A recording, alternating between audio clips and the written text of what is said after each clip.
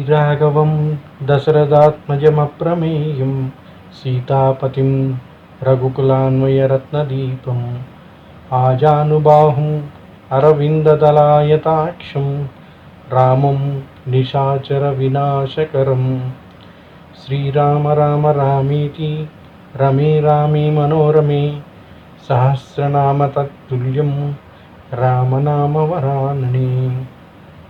అందరికీ మా నమస్మాంజలు. ఈరోజు శ్రీరామనవమి పరమదినం. మా స్పేస్ తరపున మీ అందరికీ కూడా శ్రీరామనవమి శుభాకాంక్షలు. అన్నట్టు శ్రీరామనవమి అనగానే అందరికీ గుర్తొచ్చేది చలవ పందిళ్ళు, వడపప్పు, పానకం, భద్రాచల సీతారాముల కళ్యాణం. అసలు ఈ శ్రీరామనవమి ఏంటి అనేది ఎంతమందికి తెలుసండి? శ్రీరామనవమి అంటే రాముడి కళ్యాణమా, రాముడి జన్మదినమా, రాముని పట్టాభిషేకమా, ఏమిటి ఈ రోజు యొక్క ప్రతిష్ఠ? ఈ విశిష్టత గురించి మనం వర్ణించుకుందాం. ఆ రఘుకుల తిలకుడు శ్రీరాముడు జన్మించిన రోజే శ్రీరామనవమి అండి. ఇక దాని గురించి వర్ణించుకుంటూ పోతే రాముడి గురించి వర్ణించడం ఎవరి తరం చెప్పండి. మాకు చేతనైన రీతిలో మా ప్రయత్నంగా మేము మీకు చెప్పే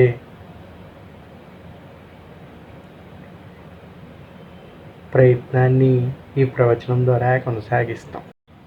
శ్రీరాముడు అనగానే మావాడు, మా వాడవాడు, మా ఇంటివాడు, మా రాజు, మా దేవుడు, ఇలా ప్రతి ఒక్కరూ కూడా మా వాడుగా చెప్పుకునేటువంటి శ్రీ మహావిష్ణువే శ్రీరాముడండి.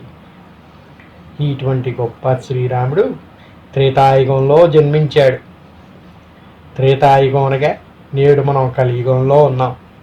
ఇన్ని యుగాలు దాటినా కూడా ఆ శ్రీరామచంద్రుడిని ప్రతి ఒక్కళ్ళు తన గుండెల్లో పెట్టుకొని కొలుస్తూ ఉన్నారు. అంతటి గొప్ప మహాపురుషుడు ఈ శ్రీరాముడు. మనిషి ఏ విధంగా మనాలి, ఏ విధంగా వ్యవహరించాలి, ఒక రాజు ఏ విధంగా ఉండాలి, ఒక తండ్రి ఏ విధంగా ఉండాలి, ఒక భర్త ఏ విధంగా ప్రవర్తించాలి, ఒక బిడ్డ ఏ విధంగా నడుచుకోవాలి, ఇలా ప్రతి ఒక్కళ్ళకి ఒక ఉదాహరణగా నిలిచినటువంటి గొప్ప మూర్తి శ్రీరామచంద్రమూర్తి. అందుకే నేటికి ప్రతి ఒక్కడి వాడిగా, ప్రతి ఒక్కరికి ఒక గొప్ప ఉదాహరణగా, ఒక గురువుగా, ఒక దేవుడిగా, ఒక రాజుగా ఈ రోజుకి మనందరి చేత కొలవబడుతున్నటువంటి మహామూర్తి శ్రీరామచంద్రమూర్తి. దశరథ మహారాజు పుత్రకామేష్టి యాగం జరపగా త్రేతాయుగంలో చైత్రశుద్ధ నవమి గురువారం నాడు పునర్వసు నక్షత్ర కర్కాట లగ్నం యుగ్నం అభిజిత్ ముహూర్తంలో జన్మించాడు శ్రీరామచంద్రుడు. ఆయన జన్మించటమే భూలోకం అంతా పులకించింది. ఆ శ్రీ మహావిష్ణువు అవతరించటంతో ఈ భరతభూమి ఎంతో ప్రఖ్యాతగాంచింది. ఎంతో ఆనందాల్ని మనందరికీ అందించి కష్టసుఖాల్ని అన్నిటినీ కూడా ఒక మానవ రూపంలో అనుభవించి మనకి నేటికి ఒక ఉదాహరణగా నిలిచాడు శ్రీరామచంద్రుడు. దేవతలు ఎందరో మంది అవతరిస్తారండి, ఎన్నో కార్యక్రమాలు చేశారు, ఎంతో మంది రాక్షసుల్ని సంహరించారు. కానీ అందరికంటే గొప్పగా శ్రీరాముణ్ణి మాత్రమే ఏ వివాహం జరిపించాలన్నా, ఏ దంపతులకి ఆదర్శమూర్తిగా చూపించాలన్నా ముందుగా చూపించేది సీతారాములనే అండి. ఎందుకయ్యా అంటే మనలో ఒకడిలా ఈ భూమి మీద అవతరించి అందరితో కలిసి ఉండి మనలో ఒకడిగా నడుచుకుంటూ మనం ఏ విధంగా ఉండాలి, మానవ జన్మ ఎత్తినప్పుడు మానవుడిగానే ప్రవర్తించాలి అని చెప్పి ఆ శ్రీరామచంద్రుడు, ఆ నారాయణమూర్తియే ఇక్కడికి వచ్చినప్పటికీ ఒక మానవ మాతృడిగానే జీవించాడు. జీవించి మనలాగే కష్టాలన్నింటినీ అనుభవించాడు. ఈ కష్టాలన్నింటినీ ఏ విధంగా దాటాలి, పితృవాక్య పరిపాలనని ఏ విధంగా నిర్వహించాలి, ఒక రాజుగా ఏ విధంగా ఉండాలి అని ప్రతి ఒక్కటి తను ఆచరించి చూపించినటువంటి మహాదైవమే శ్రీరామచంద్రుడు. అందుకే ఆయన్నే ఈ రోజుకి కూడా ఒక దంపతులు ఏ విధంగా ఉండాలి, ఒక తండ్రితో కొడుకు ఏ విధంగా ఉండాలి, ఒక రాజు తన యొక్క పరివారాన్ని, తన యొక్క సమస్త రాజ్యాన్ని ఏ విధంగా పాలించాలి, ఒక సీఎం, ఒక మినిస్టర్, ఒక ప్రైమ్ మినిస్టర్ తన జనాల్ని ఏ విధంగా చూసుకోవాలంటే ఈ రోజుకి కూడా శ్రీరామచంద్రుడి గురించే చెప్తారండి. వాళ్ళకి ఎవరైనా గొప్ప రాజ్యం చూపించాలంటే శ్రీరామరాజ్యంలాగా పాలించి చూపించండి అంటారు.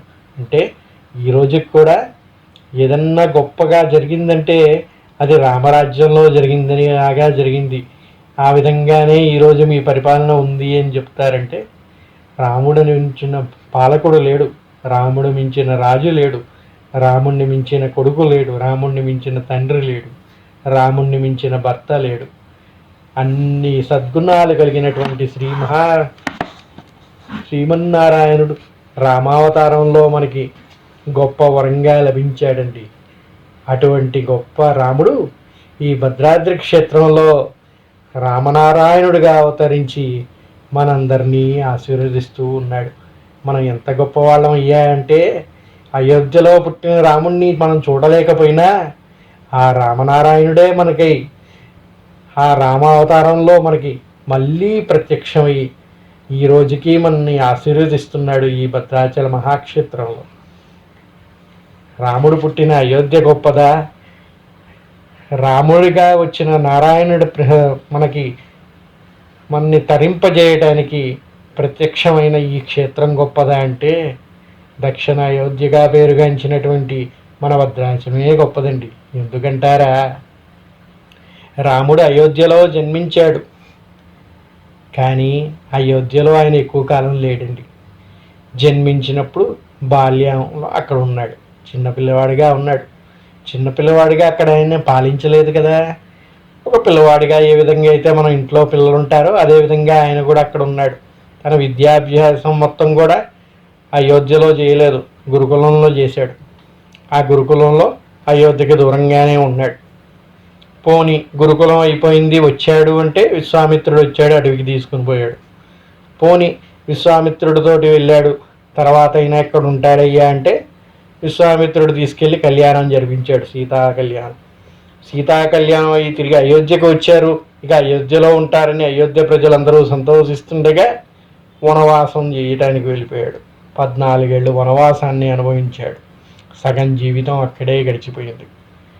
సరే, వనవాసం అయిపోయింది, రాముడు రాజుగా తిరిగి వచ్చాడంటే మళ్ళీ సీతారాముల్ని కలిసి చూసుకునే భాగ్యం అయోధ్య ప్రజలకి లేకుండా సీతాదేవిని మళ్ళీ వనప్రవేశం జరిపించాడు. ఏ రోజు కూడా ఆయన సుఖంగా అయోధ్యలో ఉండి తన ప్రజలందరికీ శ్రీరామ సీతాలక్ష్మణ దర్శనాన్ని కల్పించలేకపోయాడండి. కానీ ఎంత గొప్పవాడైందే ఈ శ్రీరాముడు. అయోధ్యలో పుట్టాడు, అయోధ్యలో పెట్టుకుంటారు. ఇంతకాలం అయోధ్యలో ఏ రోజు కూడా పూజలు పునస్కారాలు నిర్వహించలేదు.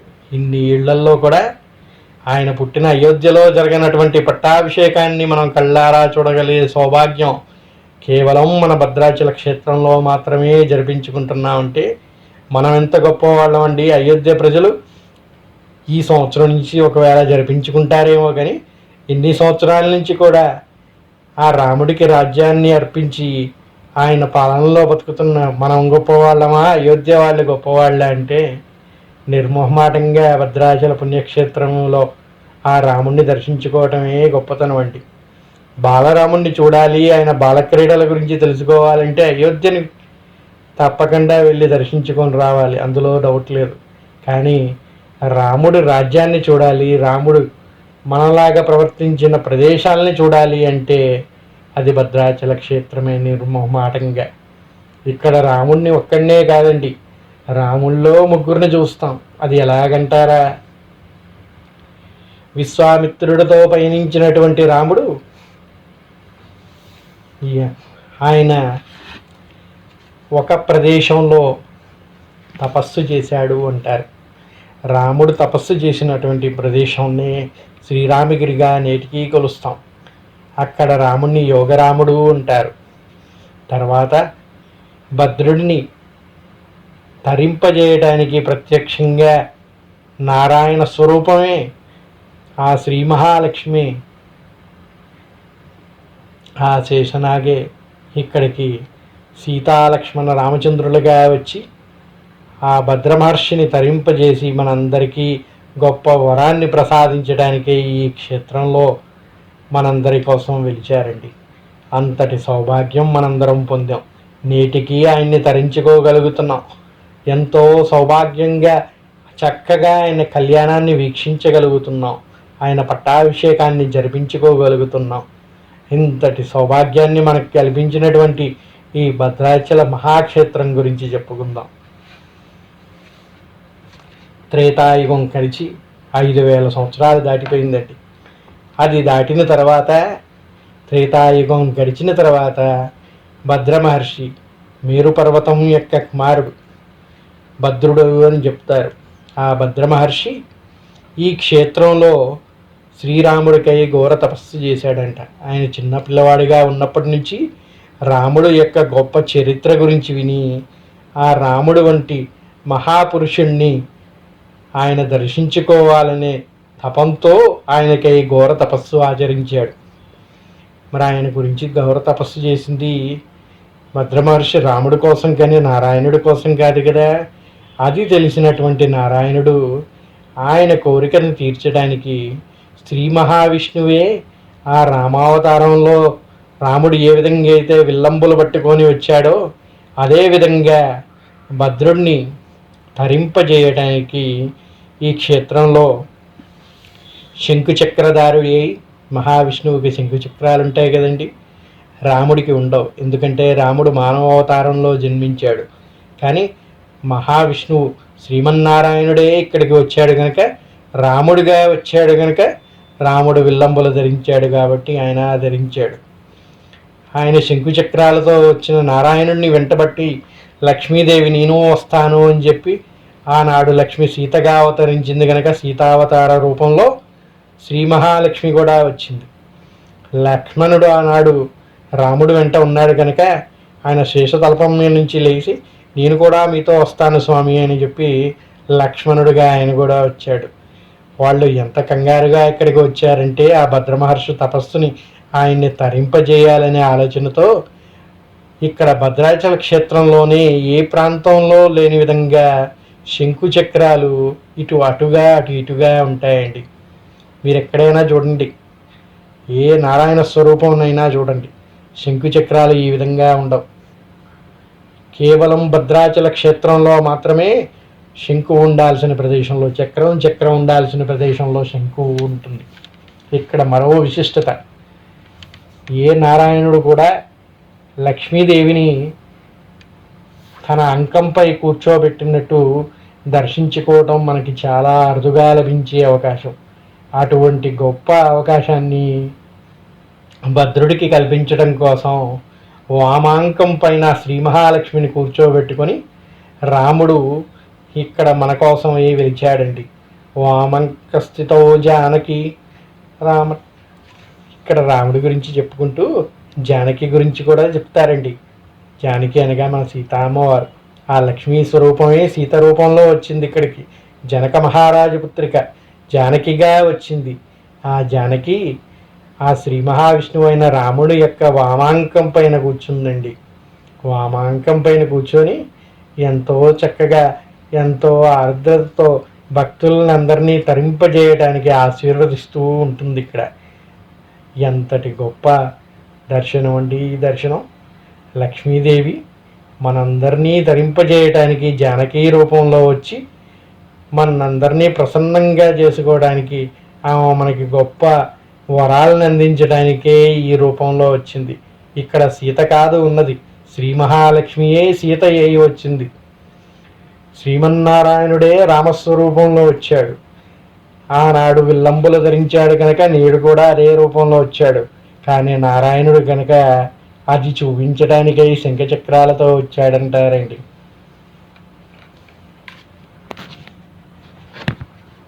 ఆంకస్థితో జానకీ పరిలసత్ కోదండదండం కరే చక్రం చోర్బకరేణ బాహుయుగలే శంఖం శరం దక్షిణే విభ్రాణం జలజాతపత్రనయనం భద్రాద్రిమూర్తిస్థితం కేయూరాది విభూషితం రఘుపతిం సౌమిత్రియుక్తం భజే. చెప్పుకున్నాం కదండి మనం ఇప్పటివరకు రాముడు ఏ విధంగా భద్రాచల క్షేత్రంలో ఉన్నాడు అనటానికి ఈ శ్లోకమే చెప్తుంది. వామాంక స్థిత అయి జానకి ఇక్కడికి వచ్చిందంట. కోదండ దండాలని ధరించి వచ్చాడంట కోదండరాముడు. చక్రం చోర్బకరేణ బాహుయుగలే శంఖం శరం దక్షిణే. శంఖం ఉండాల్సిన ప్రదేశంలో చక్రం ఉంది, చక్రం ఉండాల్సిన ప్రదేశంలో శంఖం ఉంది. విభ్రాణం జలజాతపత్రనయనం భద్రాద్రిమూర్తి స్థితం.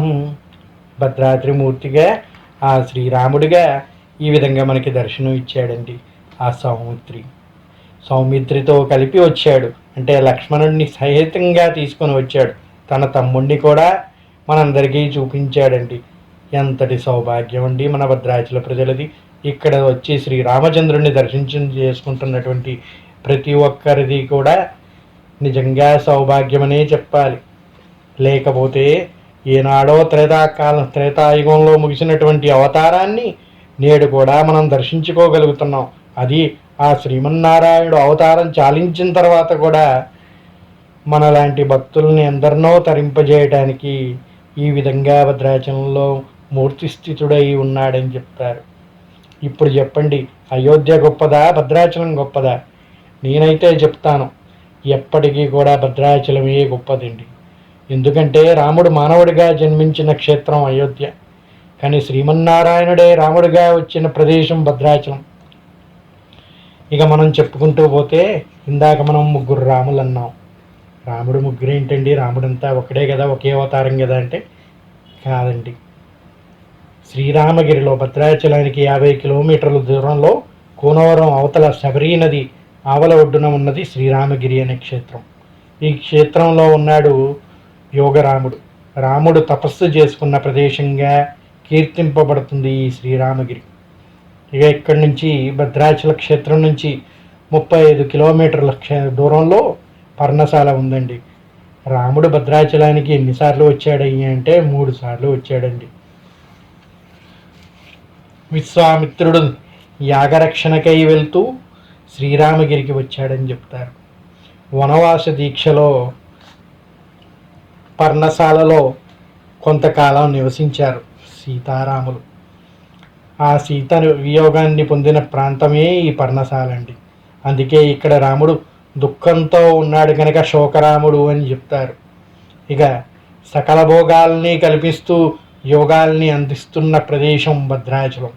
ఎందుకంటే ఒక మహావిష్ణు స్వరూపంలో ఆ శ్రీ మహాలక్ష్మి అనుగ్రహంతో ఇక్కడికి వచ్చాడు కనుక ఇక్కడ ఉన్న రాముణ్ణి భోగరాముడు అంటారు.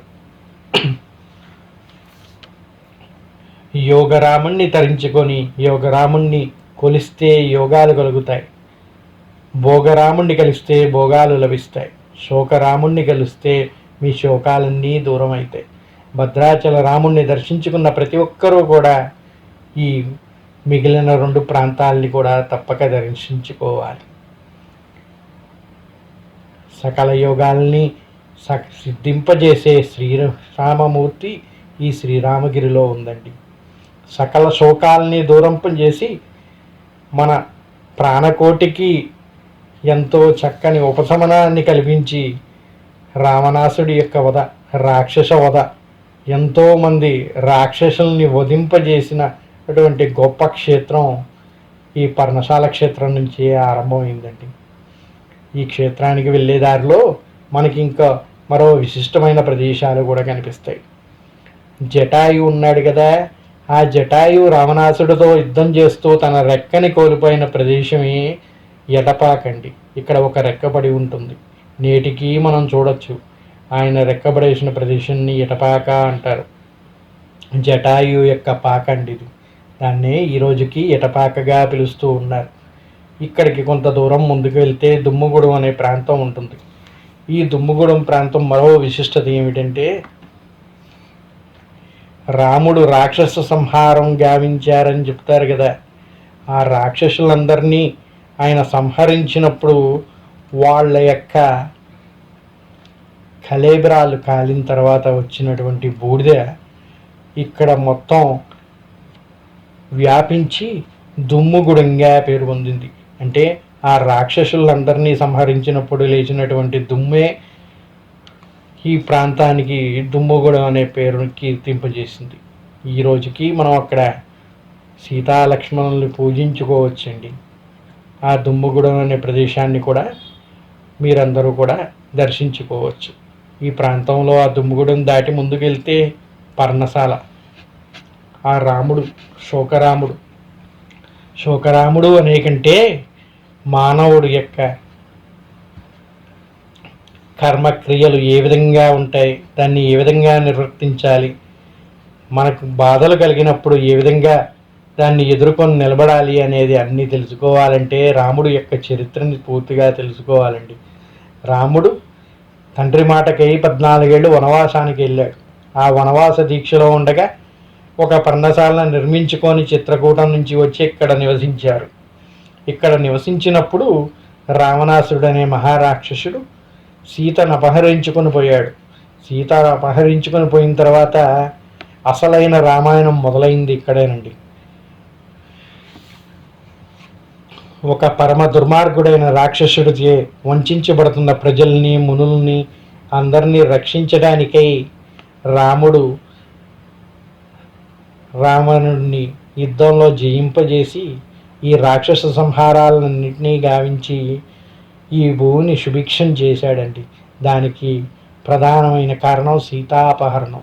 ఆ సీతాపహరణం జరిగిన ఆ ఘట్టాన్ని మనం తిలకించగలిగే ప్రదేశం ఈ పర్ణశాల లేకపోతే రామాయణం లేదు, వనవాస దీక్ష లేకపోతే రావణ సంహారం లేదు. అటువంటి రామాయణంలో గొప్ప ప్రదేశాలు ఈ 3. ఇటువంటి 3 ప్రదేశాలని మనం చూడవచ్చు. ఇంకా భద్రాచలానికి రామాయణానికి ఏమయ్యా సంబంధం? రామావతారం తర్వాత కదా, త్రేతాయుగం చాలించిన తర్వాత కదా రాముడు ఇక్కడ, శ్రీ మహావిష్ణువు ఇక్కడికి వచ్చాడే అంటే కాదండి. రాముడు త్రేతాయుగంలో కూడా ఈ భద్రాచలానికి వచ్చాడని చెప్తారు. ఈ భద్ర మహర్షి తపస్సు చేయకముందు కూడా ఈ గోదావరి నది దగ్గర ఆయన సంధ్య వచ్చాడని, ఇక్కడ ఆయన సంధ్యావందనం ఈ వైపుగా వెళ్తూ ఇక్కడ కొద్దిసేపు విశ్రమించాడని చెప్తారు ఇక్కడ స్థల పురాణం ప్రకారం. ఆ విధంగా రాముడు రామావతారమైన త్రేతాయుగంలో వచ్చాడు. రామావతారం చాలించిన తర్వాత భద్ర మహర్షిని తరింపజేయడానికి వచ్చాడు కనుక 2 సార్లు భద్రాచలానికి రాముడు ఇచ్చాడు. రాముడు యాగం చేసుకోవడానికి, అంటే ఆయన దీక్షలో తపస్సు చేసుకోవడానికి శ్రీరామగిరికి వచ్చాడు.